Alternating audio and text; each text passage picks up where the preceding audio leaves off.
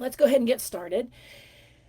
When I first started homeschooling, it was before the homeschooling boom, right? Like, I had to really search out people who were homeschooling, people in my area.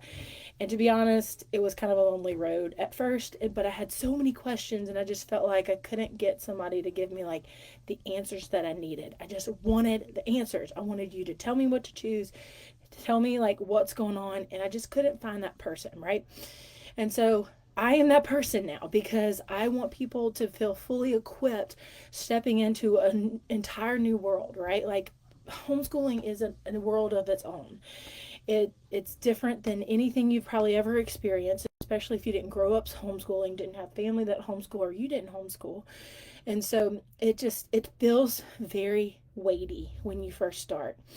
So the first question that I always get is, what curriculum do you use? I always That's like top. If there were 5 questions, it's going to be in the top 5 for sure.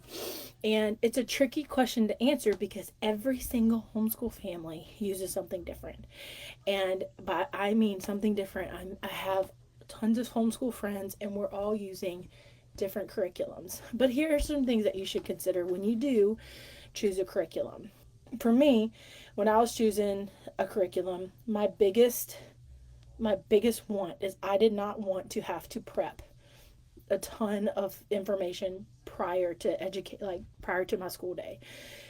That felt so heavy to me. Like I didn't want to do tons of lesson plans, and I didn't want to do all of that because like I that didn't feel like freedom to me. And when I was the thought of homeschooling, I wanted a lot of freedom. And so having to sit down and plan 7 subjects for 3 kids in a planner, like that seems very weighty to me.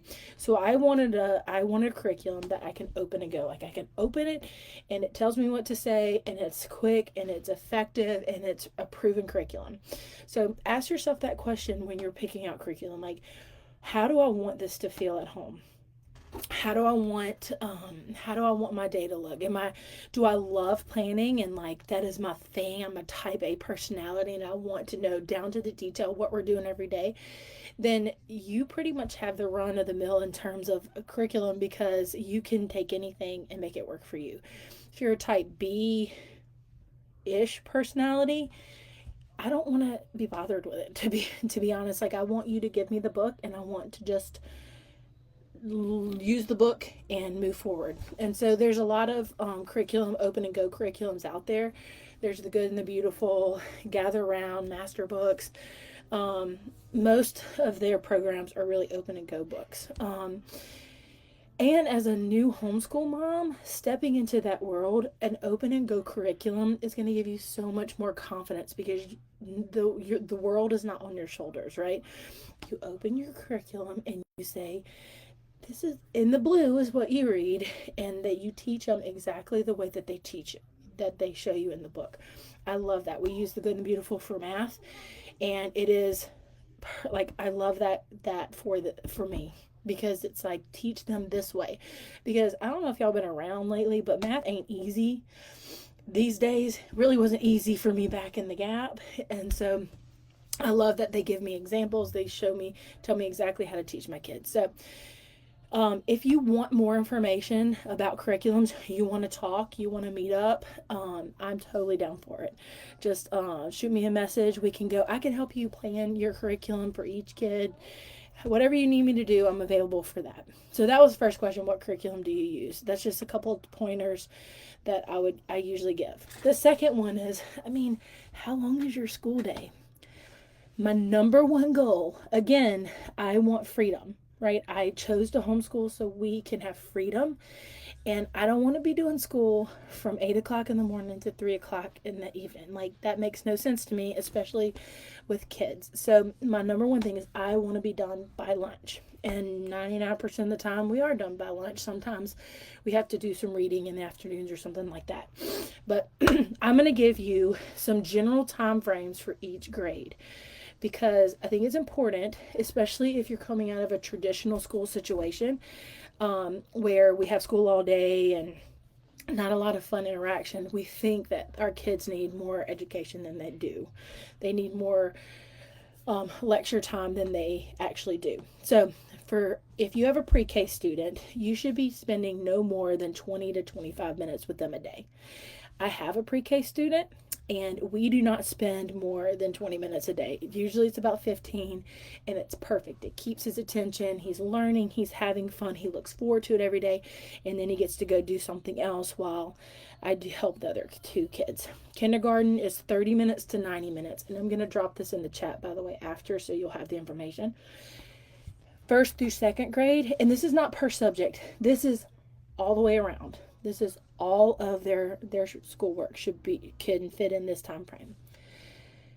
So kindergarten was 30 minutes to 90 minutes.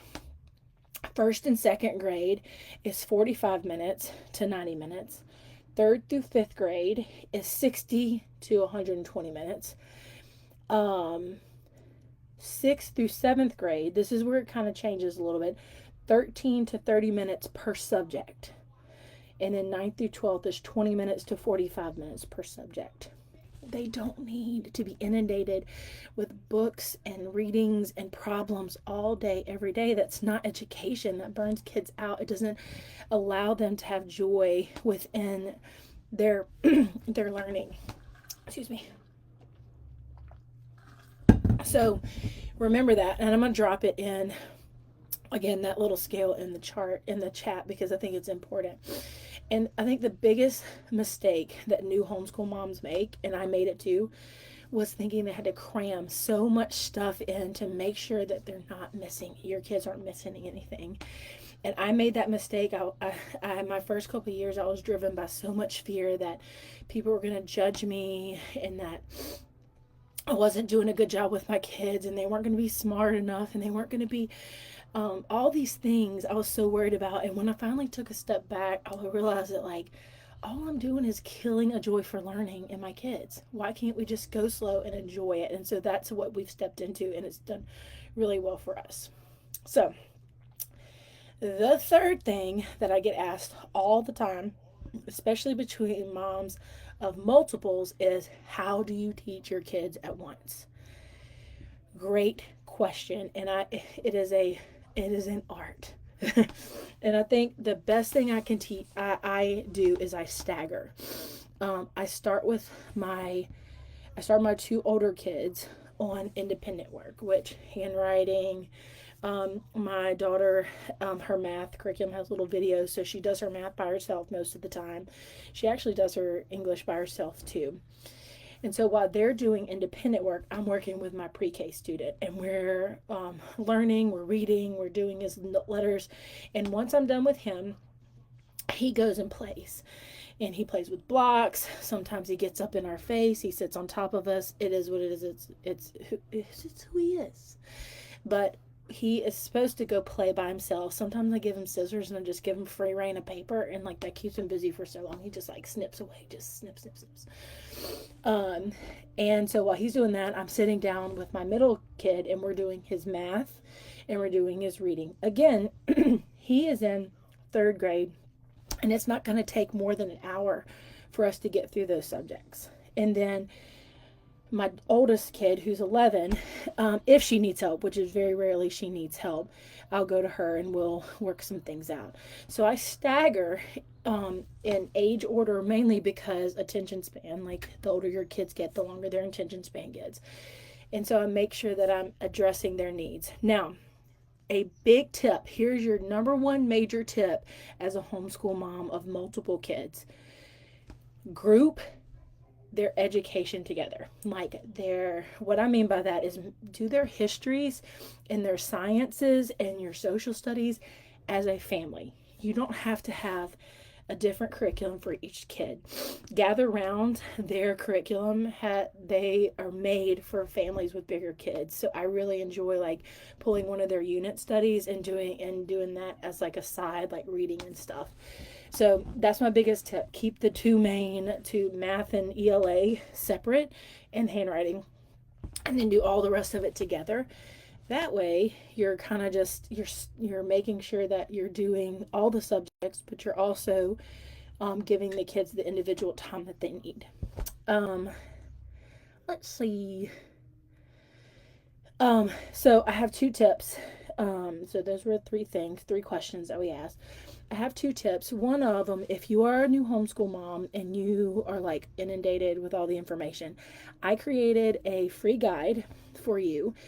um, Put your email in the comment section, and I'll send you over the guide. And it goes over all the questions that you need to ask yourself about like how to start homeschool. It gives you some great launching questions for you to go and research and to help you move along in the process. So if you want that guide, put your email in the comment. Even if you're not watching this live, you're watching it later, I'll get the notification. Put your email in the comments, and I will send you over the free guide. That and then my second tip is start slow.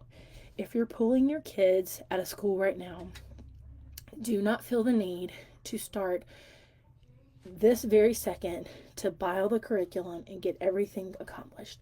Start with just your basics. Pull your English, pull your math, and start working with those and get comfortable with those. Then pull in a history. Even if it's just reading a history book to them, like that is good enough history. It's not, I mean, you're teaching them, they're learning, they get to ask questions about history. So anything like that, start slow. You're not gonna win an award for the quickest start of homeschool ever. There's no rewards actually in homeschool. So I've learned. Other than the joy of knowing that you taught your kids how to read, like that's a really cool feeling. So if you need the guide, shoot your email down there. I'll send it to you.